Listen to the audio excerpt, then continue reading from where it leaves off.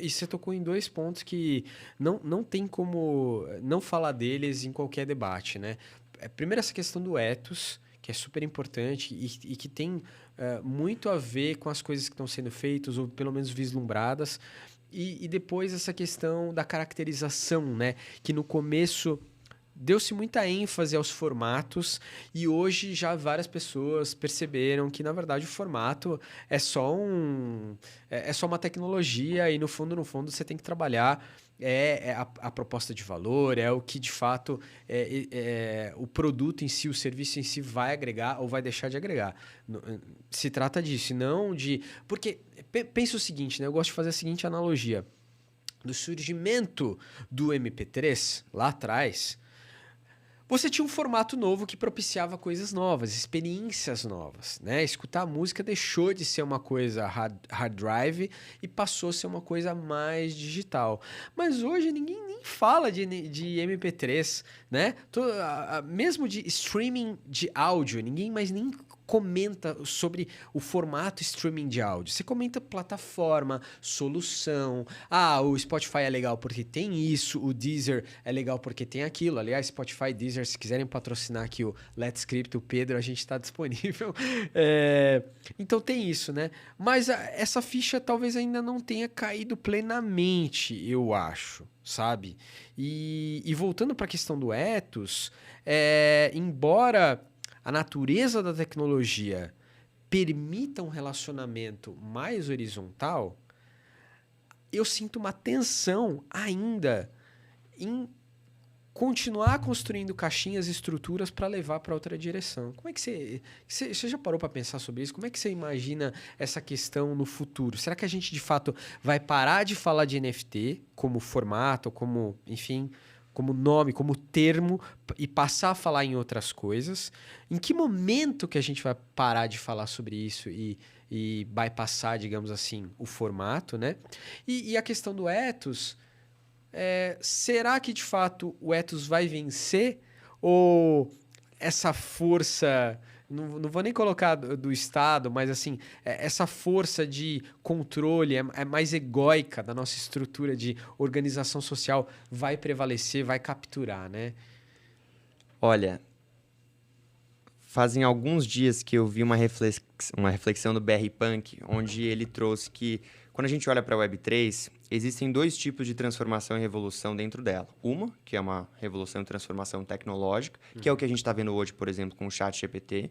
As pessoas que utilizam a tecnologia, elas não precisam entender o que é uma API, qual que é o sistema neurológico por trás de uma inteligência. Elas não precisam disso. Elas entram no site, colocam a pergunta, colocam o conteúdo que elas querem e recebem ali instantaneamente a resolução daquilo. E para elas está ótimo. Por quê? Porque a experiência do usuário e o UX ali está muito desenvolvida para ela. Esse é um ponto.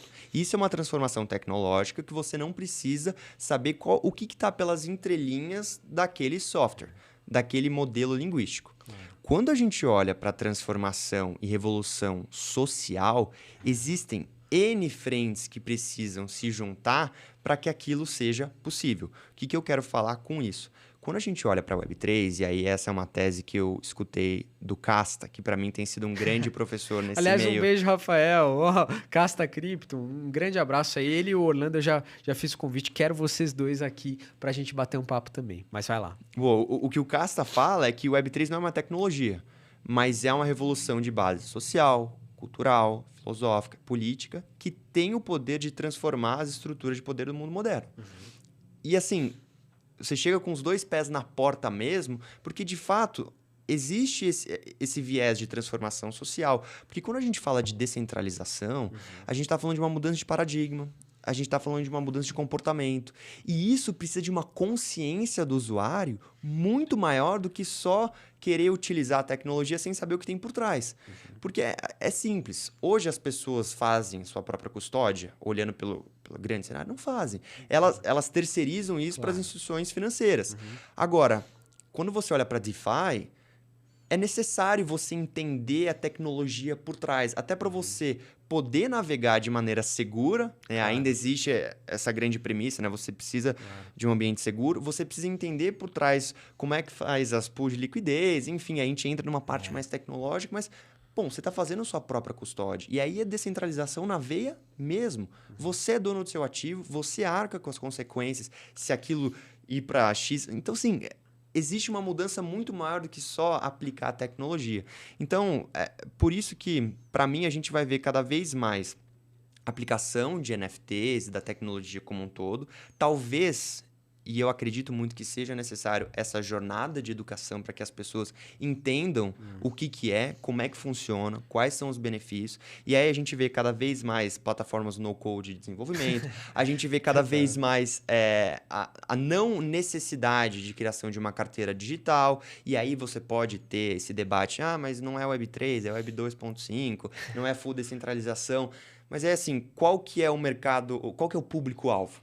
Será que é o nativo digital que de fato... O degen o degen, só, né? Talvez não seja. E aquele tá tudo bem. 1%, né? Exato. Então, assim, quando a gente olha para adoção em massa, talvez no curto prazo isso seja necessário. Agora, pensando em longo prazo, e aí era até um pouquinho do que a gente estava falando no off, né, de 5 a 10 anos, a gente precisa de uma construção muito maior para que as pessoas estejam aptas e prontas para essa mudança de comportamento. Senão a gente não vai chegar lá.